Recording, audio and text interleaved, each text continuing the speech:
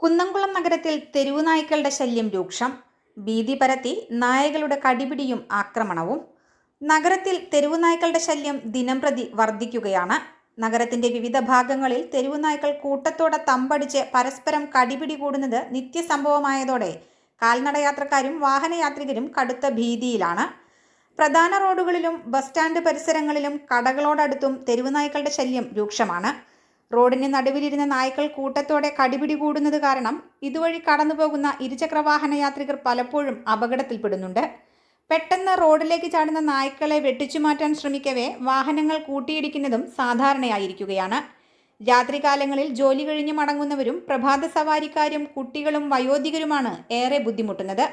നഗരത്തിലെ ചില ഭാഗങ്ങളിൽ മാംസക്കടകളിലെയും ഹോട്ടലുകളിലെയും അവശിഷ്ടങ്ങൾ റോഡരികുകളിലും മറ്റും അലക്ഷ്യമായി തള്ളുന്നതാണ് നായ്ക്കൾ കൂട്ടത്തോടെ തടിച്ചുകൂടാൻ പ്രധാന കാരണമെന്ന് നാട്ടുകാർ ആരോപിക്കുന്നു.